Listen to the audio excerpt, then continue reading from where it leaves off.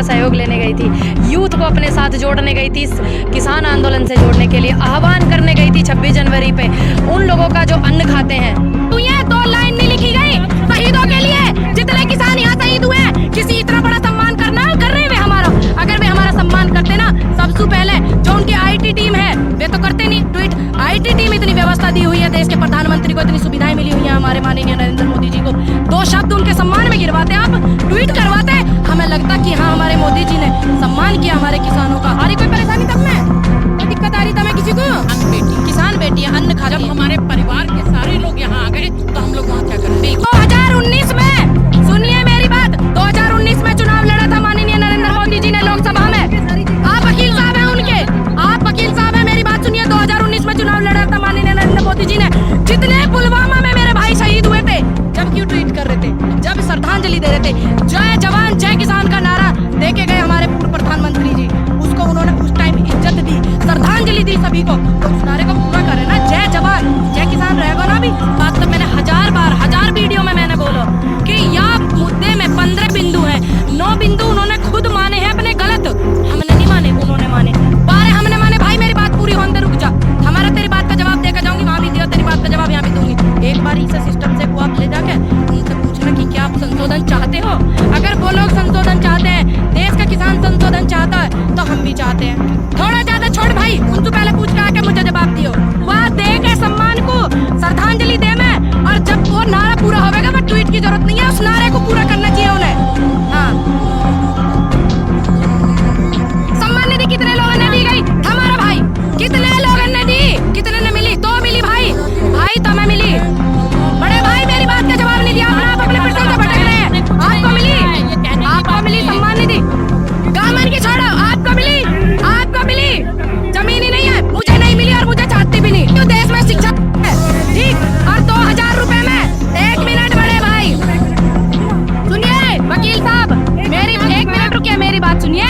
जिन लोगों को मेरे गाँव में मिली, बड़े भाई मेरी बात सुनो, जितने मेरे गाँव में मिली वो लोग परेशान है, हैरान है कि उन 2000 में मैं छोरी को ब्याह करूं, छोरा को पढ़ाऊं, या फार्म हाउस खरीदूं, या मैं अपनी स्वास्थ्य व्यवस्था को एक बीमा करवाऊं। परेशान है वो लोग 2000 वाले, और वो सम्मान निधि आप लेना।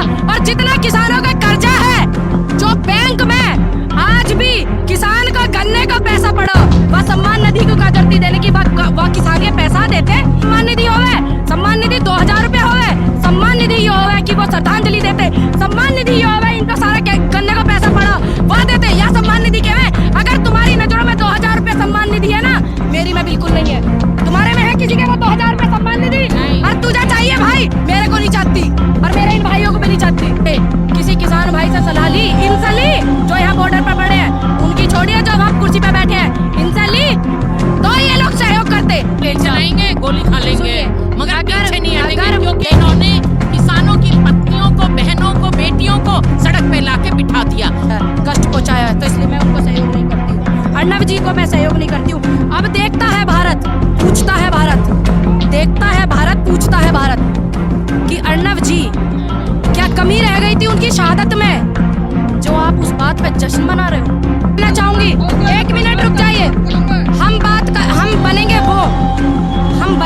बड़े लोग कंफ्यूज है, बड़े लोग कंफ्यूज है। पूनम पंडित चुनाव लड़ना चाहती है, MP MLA बनना चाहती है, पूनम पंडित प्रधानमंत्री बनना चाहती है। हम बनेंगे वो जिनकी इनको जरूरत है, किसानों को जरूरत है जिनकी, हम वो बनेंगे। चाहे वो हल जोतने वाले की न जरूरत हो, मेरी जहाँ जरूरत होगी इनके खेत में हल भी चला लेंगे। सरकार की छोड़िए, आप अपनी बात करिए। बड़े भाई बोला फोन आया आपके पास, फोन आया, किसका फोन आया ये बताइए, सारी बात छोड़िए, आपके पास डिटेल दिखाइए। अरे आपको पूनम जी पिछले 3-4 दिनों से आप नजर नहीं आ रही, क्या बात है? मैं आशीर्वाद लेने गई थी, कहाँ?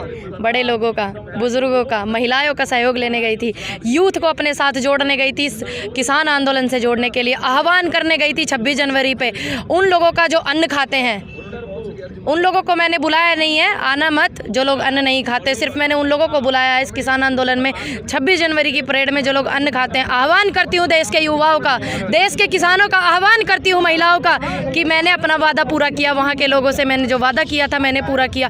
आह्वान करती हूँ पूरे देश के किसानों से, पूरे युवाओं से, पूरी महिलाओं से कि आइए 26 जनवरी पर सहयोग करिए, क्योंकि आप लोग अन्न खाते हैं। माफ़ करना मुझे वो लोग जो लोग अन्न नहीं खाते हैं, उनको मैंने नहीं बुलाया। और मैडम बोलती है कि आप उत्तर प्रदेश में जाके लोगों को भड़का रही हैं। किसने बोला है? देखिए मेरी बात सुनिए आप बड़े भाई, किसने बोला? किसी का स्टेटमेंट आया है? किसका आया? सरकार का किस नेताजी का आया है? मुझे नाम डिटेल के साथ में लेके आया करो भाई। मैंने वहाँ पे ऐसा क्या भड़काऊ बोला? आपने देखा लखीमपुर शाहजहांपुर में मेरी 2 सभाएं हुई हैं, वहाँ मैंने क्या बोल दिया?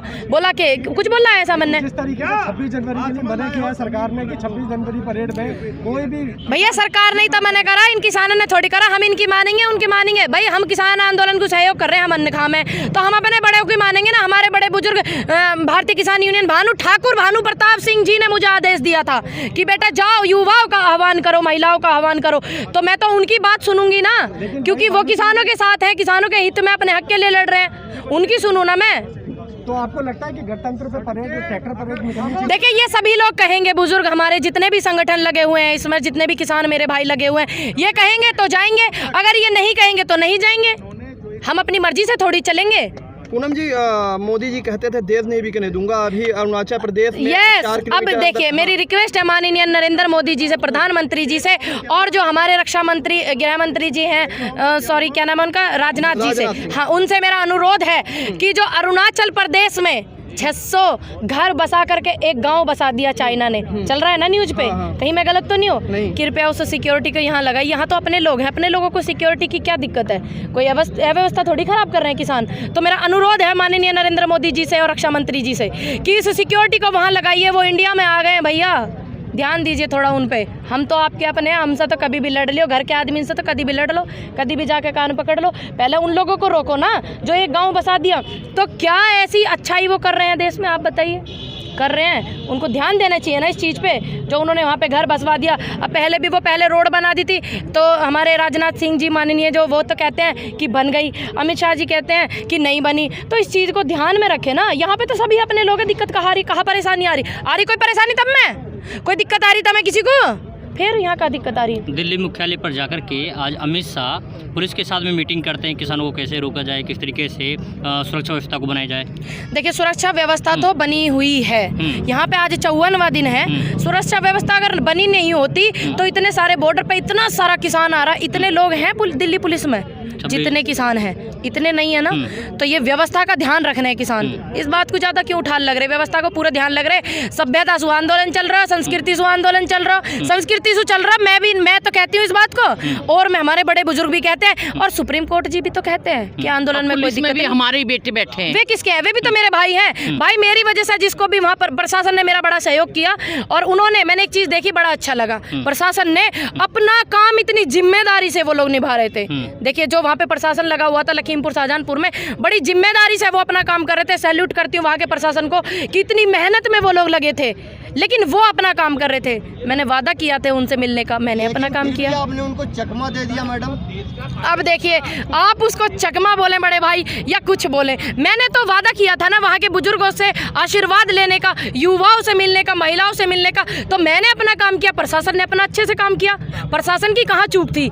आप लोगों ने देखा ना कितनी मेहनत वो लोग कर रहे थे, लेकिन ये चीज़ उनको भी थोड़ी दिखनी चाहिए जो थोड़ा प्रेशर उन पे बना रहे हैं। पूनम जी, जो किसान गाजीपुर बॉर्डर में बैठे हैं, दिल्ली पुलिस का कहना है कि हम अक्षरधाम मंदिर तक जाने देंगे, उसके आगे नहीं जाने देंगे। देखिए किसानों का है यह मुद्दा, किसान इसमें जाना चाहता है। तो देखिए मेरी सभी दिल्ली पुलिस के जितने भी मेरे भाई वहाँ पे हैं, सभी से अनुरोध है, भाई सभ्यता का पूरा ध्यान रखा जाएगा। ये लोग पूरा सभ्यता का ध्यान रख रहे हैं, बताने की जरूरत ना, क्योंकि 54वां दिन होगा, आंदोलन संस्कृति सु और सभ्यता सु चले रहे। तो आपसे भी मेरा अनुरोध है कि आप भी व्यवस्था का ध्यान रखें, इन लोगों को जाने दें, क्योंकि ये लोग 26 जनवरी की परेड में शामिल होना चाह रहे हैं। सुप्रीम कोर्ट और हम भी ये पूछना चाहते हैं कि वो हमें रोकना क्यों चाहते हैं? बस ये तो देखो पूरा जनता जानना चाह रही इस मुद्दे को। मेरी माता जी, मेरी बड़ी बहन आई हुई हैं, मधु चौधरी नाम है इनका, आंदोलन को सहयोग करने के लिए, क्योंकि ये भी रोटी खाते हैं। सही है ना दीदी?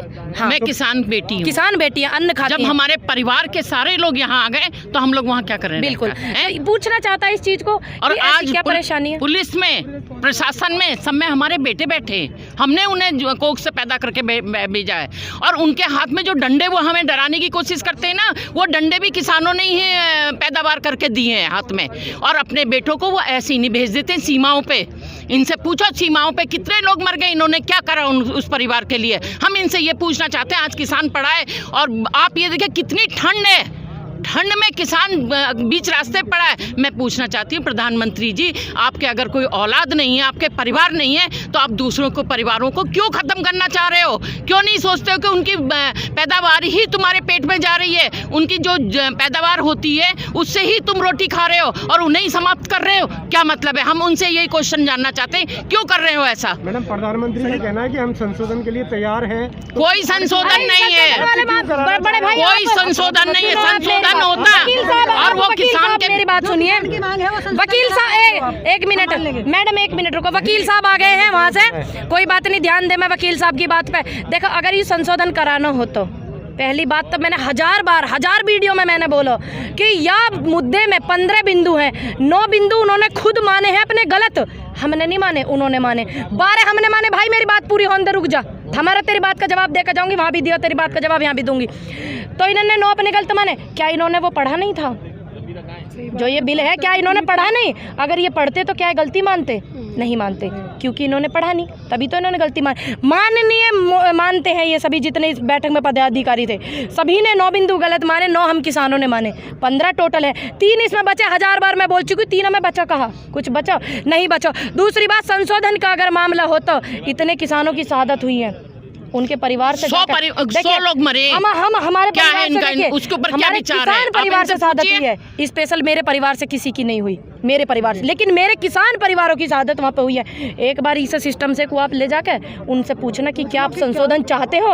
अगर वो लोग संशोधन चाहते हैं, देश का किसान संशोधन चाहता है, तो हम भी चाहते हैं, क्योंकि हम तो बहुत छोटे हैं, हमारी तो उम्र बड़ी कम है, हम तो अपने बड़ों से ऊपर नहीं होंगे ना। आप जिनकी शहादत हुई है उन लोगों से पूछ कर ये सवाल कि आप संशोधन चाहते हैं, हम भी चाहेंगे। थोड़ा ज़्यादा छोड़ भाई, उनसे पहले पूछ के आके मुझे जवाब दियो।